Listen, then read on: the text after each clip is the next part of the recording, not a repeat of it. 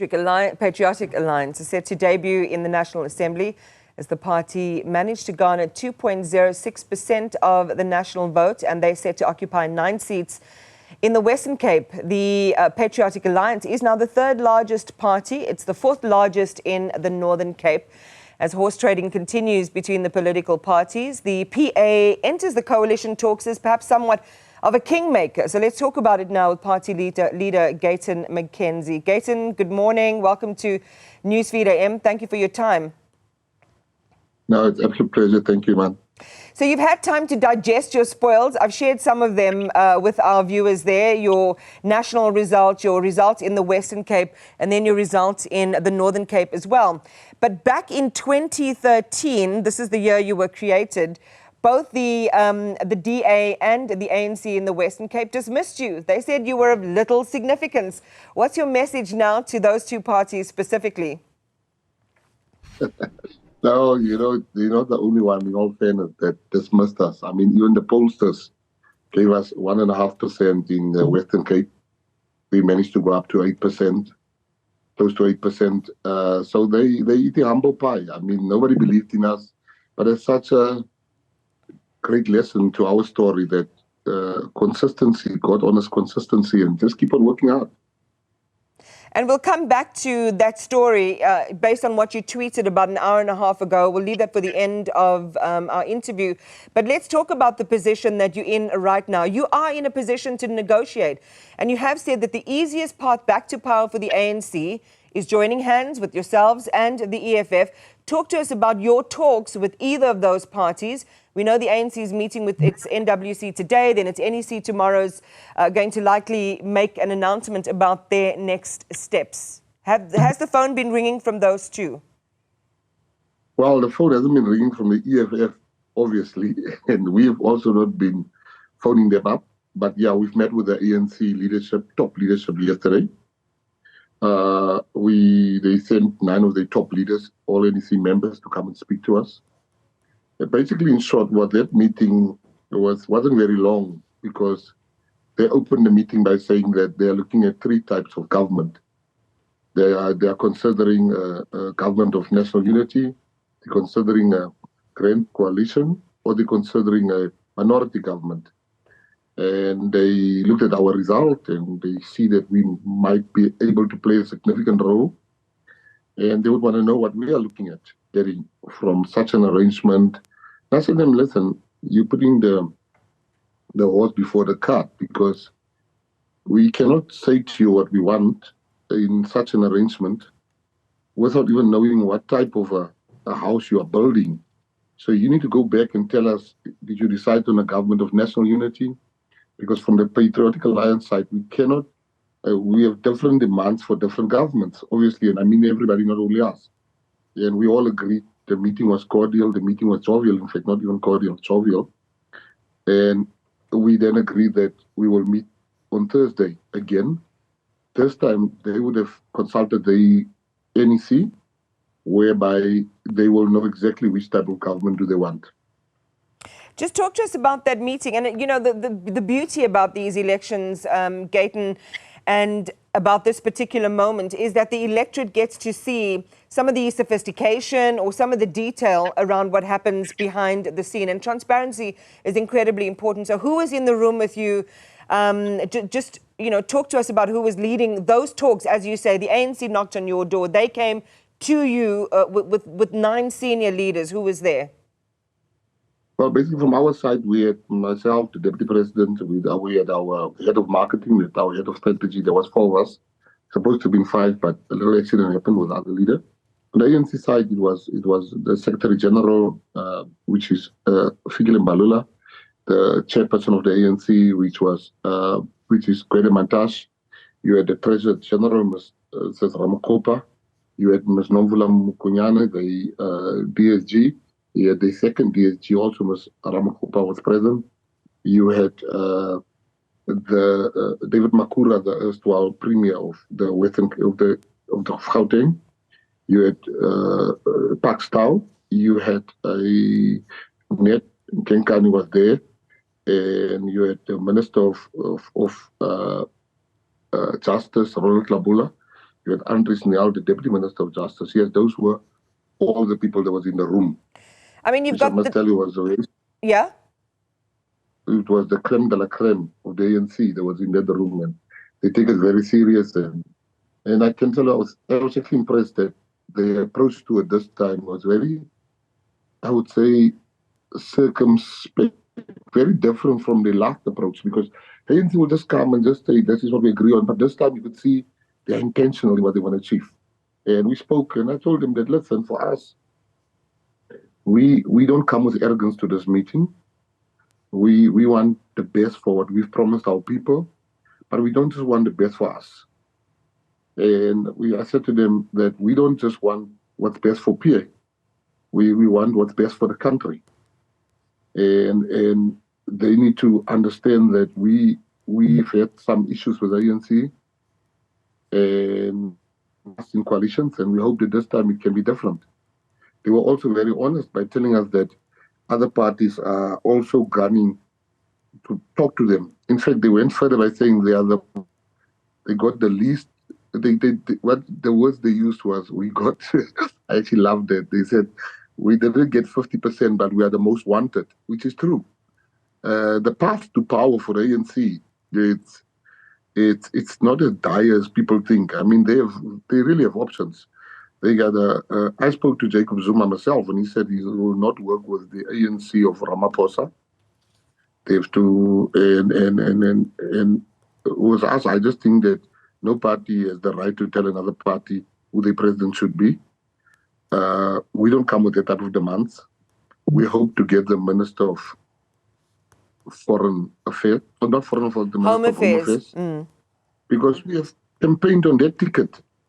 And for me, if we do not get that, I will not be going to Parliament, simply because what I've realized is that the war here in South Africa, what makes the ANC's or Arnold Motsoaledi's fight null and void is the fact that these people have all lawyered up all these illegal immigrants. They got lawyers standing on standby. So I want to start different lobby groups, and I will be spending my time doing that. So when they go to court to stop people from being deported, I want to be able to, because at the moment we have none of that. You've got the Helen Suzman Foundation. So we're going to start foundations, because we did campaign on that ticket, and we can't change now that we have got 9 seats. People gave us a mandate, and that's our mandate. Right. So I'm going to come back to that, Gayton, and some of the trade-offs on the table and how that went down. In fact, let's go to that piece now. Did you reiterate that? Because this has been fairly obvious, that this is what you would be seeking in a potential coalition agreement. Did you share that with you've got the top 5 members of the top 7 in the ANC. As you say, they sent a serious delegation to go and talk to you. So they see you as a very serious contender in terms of a partnership. Did you talk about some of those conditions? I know that you said the formulation of government was an issue that you will wait to hear on, but did that come up at all about what you want? No, that didn't come up at all. It wasn't on the table yet, because simply they're going to have to go back and come back on Thursday and tell us. And then the real negotiations only start on Thursday. But for the PA, and it's not even being arrogant, it's that we've done well, and we got to show value to our voters out of those meetings. So I think the fire meeting will be on Thursday. They might come back and say, listen, we're not going to go with you. We'll respect that, but we know the road is long. We know the road is very long. We also, what we did tell them, I did tell them this. I said to them that you guys must be, I said to them, I'm privy to information that you guys are not privy to. You got to very choose well. You got to think very hard with these people that you are, because everybody seems to be sleeping on the most imminent danger in this country. Luckily, I see the cops, I don't want to admit it, but they're not sleeping on it. They got all units on high alert. I think, after the death of Chris Hani, I think we are there now. In the face of riots, anarchy. The closest this country has come to a knife edge situation. was with the death of Chris Hani. I think we're right back there. What And people information are you privy to, Gayton? Can you share some of that with us? Yeah, I can share with you because people are, business needs to stay out of these talks. Business has been dominating these talks. Business has been wanting their agenda to be pushed in these talks. Business has been relentless in marrying, in arranging this forced marriage between the DA and the ANC. None of them really want it.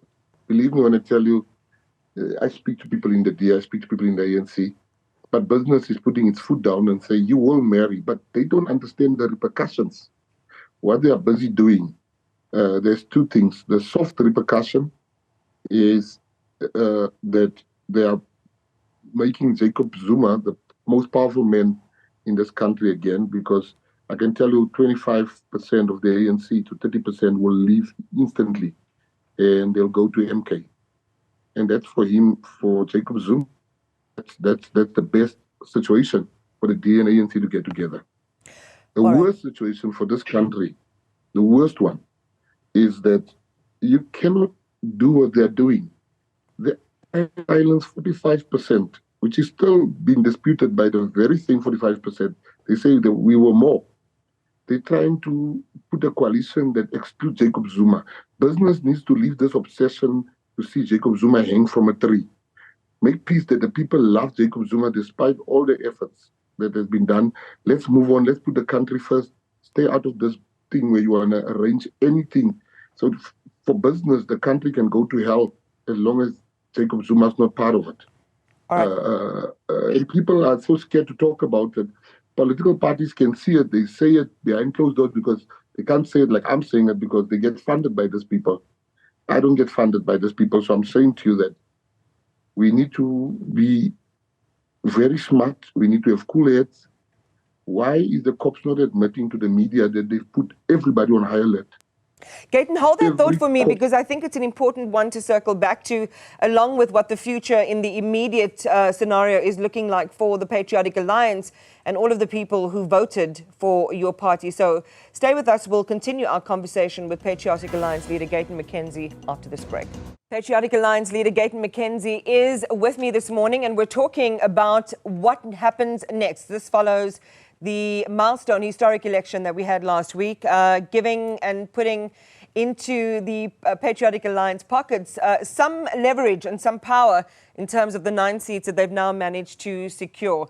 And Gayton McKenzie talking to us about a heavyweight ANC team from the executive, talking about the potential of working together and sharing with us the anatomy of what that could potentially look like, but also foreshadowing just before the break the possibility of some violence brewing just underneath the surface of South Africa's skin. And I want to pick up on that thread, Gayton. It's not a light thing that you're telling us. And when you're saying that there is information that you're privy to, there are things that are happening behind the scenes.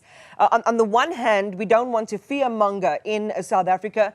This is a moment that's already being lauded for maintaining calm and maintaining this moment of stability where political parties can find each other and form that government so that we can move forward and actually do the things we're meant to do in the country. But you're saying that we have to pay attention to another potential, and that's why we're going to pick up on that conversation a little bit more. So what information and have you shared whatever you know that others might not know with the authorities so that we can avert a situation where there is violence in our country? I think, putting your head in the sand is what most South African business people are doing at the moment.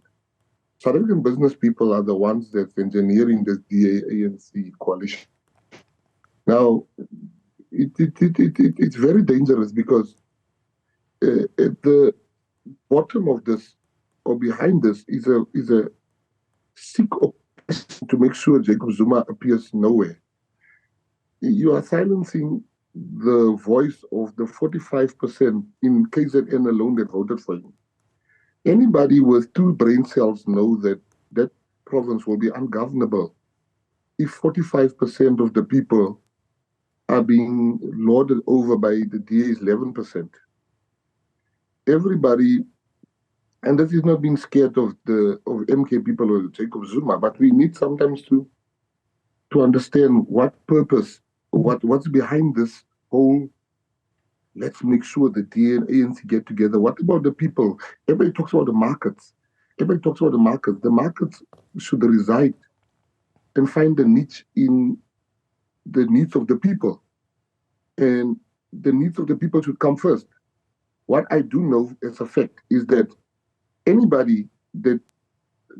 people have forgotten what happened with the riots, I think 2 years ago. And I'm saying we're right there this time. We need to be very careful. We need to not push people. Even if people irritate you, and if you've won, you just want the election to be announced and all of that, but you can't ignore the voices that said, listen, there were irregularities. We are rushing through these things. What harm does it cost to listen to the parties that says there was rigging? It is so harmful not to listen to them. But leadership is about listening to those that irritates you, that annoys you. You have to listen to them. Well, Gayton, just to pick up on that, I mean, this is something, and we've had extensive discussions with representatives from the IEC when we were there at the Results Operations Center, saying the parties, and which is why the edifice of law and governance around how elections are managed have to be followed quite carefully, saying, whatever evidence was brought to them, and if parties had evidence, bring it, they can appraise it. And they came away with the determination after everything was said and done that the elections were free and fair, and that they weren't, there might be some other issues that they would need to deal with in the aftermath, but substantively they were able to declare that election. We'll see if you're right in the final analysis as these days and weeks stretch, into the future, about whether this was a problem and a moment that created a serious and violent blind spot for South Africa. So time will tell on that score. I want to go back to you as a party, and in your manifesto in the lead up to these elections, you advocated a number of things: youth military conscription, the death penalty. You were very adamant, as you say, on the issue of undocumented foreign nationals in the country. You talked about building a wall. Your position on Israel was set. When you think, though, about the ANC, which in a sense walks in the opposite direction to you on these very issues, how do you find yourselves, and what compromises are you willing to make with parties that you want to sign agreements with, but who could materially disagree with you on issues that are important to you and, more importantly, to your voter base? Well, you know what, and I think that for me is the heart of coalitions. Coalitions is a give and take. You give and you take. Coalitions is the epitome of not being arrogant.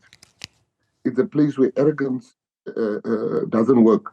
We cannot do all the things, or we cannot get all those things that we want. We can't, because we didn't win outright.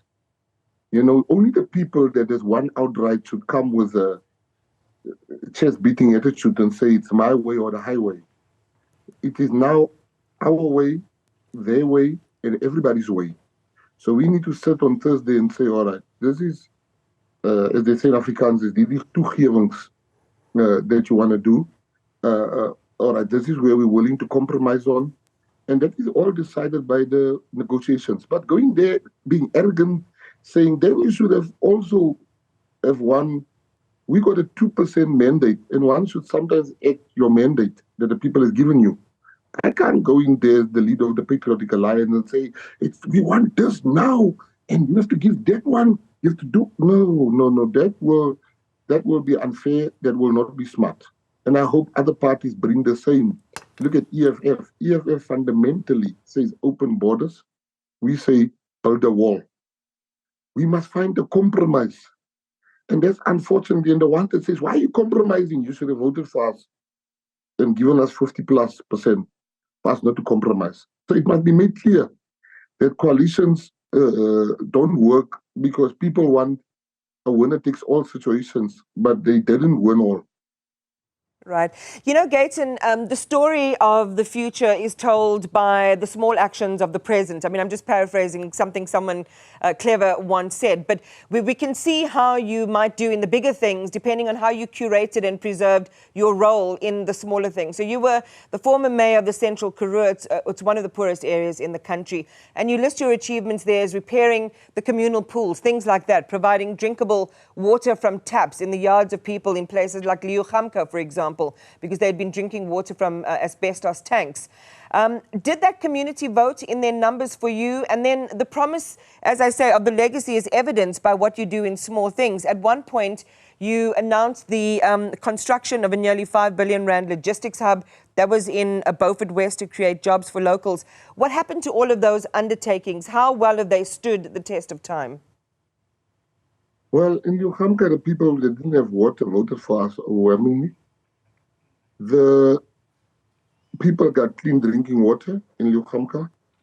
The people have toilets that didn't have toilets for 80 years. They were using the field I'm talking about 80-year-old people now have flushing toilets. The pools were fixed. The big items was never 12 months. I was only there for 12 months. But the seed has been planted. The work is continuing. I found the municipality that was bankrupt.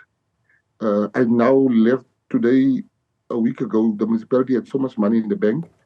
We owed Eskom. Eskom wanted to cut off the lights. When I came there was the first letter I actually received as the mayor from Eskom country saying they're cutting all the lights.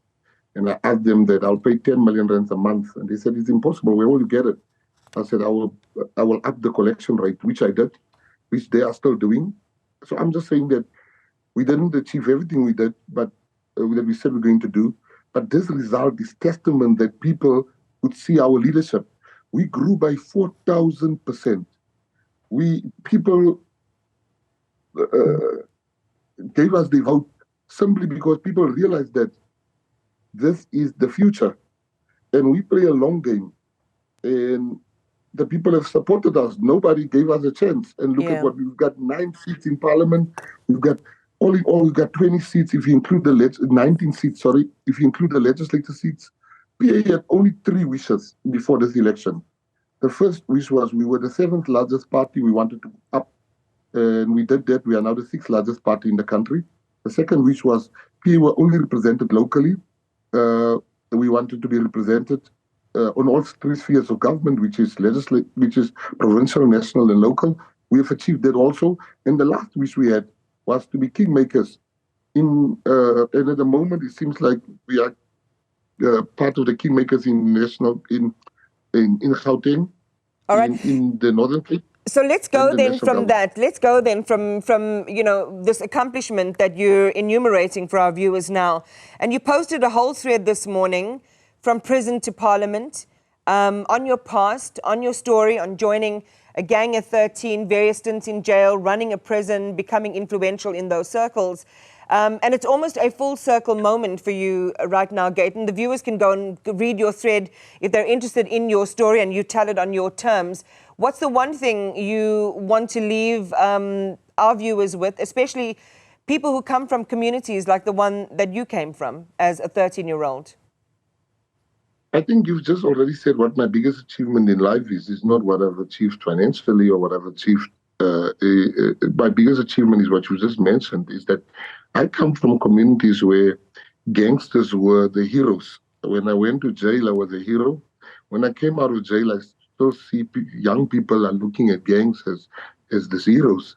And we are changing that narrative now. Our children never dreamt about a parliamentarian, never dreamt about becoming a mayor, never dreamt about becoming an MEC or an MMC for that matter.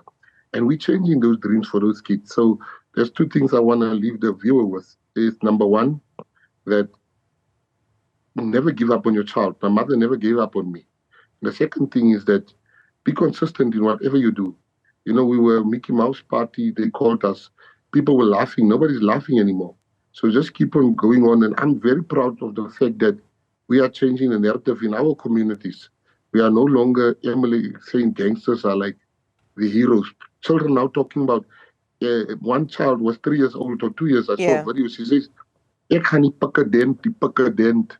Like, those are new dreams, you know, no longer wash, color dreams. And that's the story of how community is changing. And I'm happy that I could play a small part in that. Gayton McKenzie, thank you very much for your time this morning. We'll certainly continue to talk as the weeks stretch out ahead of us in terms of these coalition arrangements. The time is ticking, though. We've got a limited amount of time to be able to create that government. Gayton McKenzie is the leader of the Patriotic Alliance. We'll take you from there straight to the courts.